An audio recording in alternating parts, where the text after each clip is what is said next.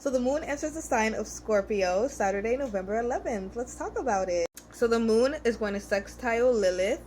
So why is my okay? So that is the opportunity to connect to your fears, connect to your shame, connect to your raw energy, your inner bad bit.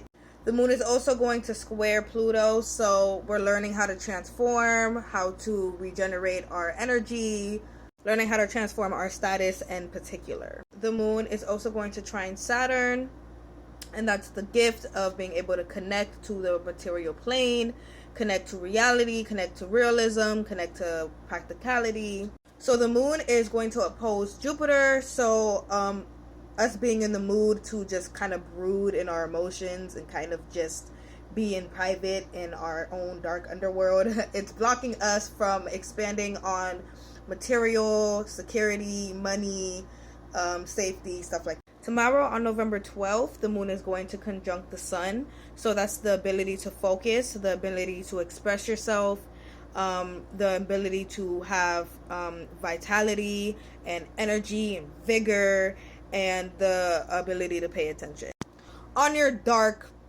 deep emotions, to be specific, or on transformation, but probably just brooding in your emotions and shit. Shadow work time. Tomorrow the moon is also going to conjunct Mars, so that's the ability to connect to your intentions, your motivations, your desires, and work on those things with lots of vigor and lots of energy. The moon is also going to oppose Uranus, so we're not going to be in the mood for any motherfucking surprises, for any unexpected shit to go down. We're not going to be in the mood to be unique or to be original, or when it comes to maternity or security or the practicality of stuff. Like, we're in our feelings. We don't really care about the practical, mundane, stability stuff part of life.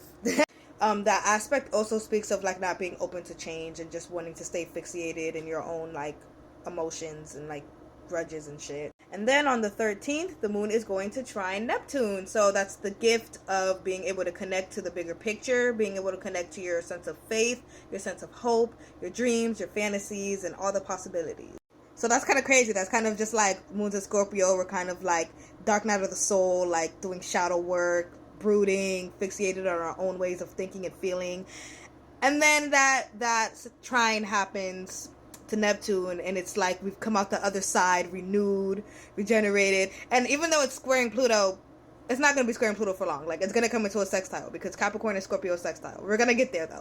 Later on the 13th, the moon is going to quincunx the North Node. So we're going to misunderstand if we're on the right path. What is the right path, right? What's the right move that we need to make to stay on the right path, right? We're going to misunderstand how to stay connected to our destiny, what our destiny even is, stuff like that. Also, later on the 13th, the moon is going to sextile Pluto. So that's going to be the opportunity to transform. Also, the opportunity to regenerate your mind, body, and spirit pertaining to your status, or as you take on a new status, a new position. The new moon in Scorpio is happening during this time. So look to see what house you have that in.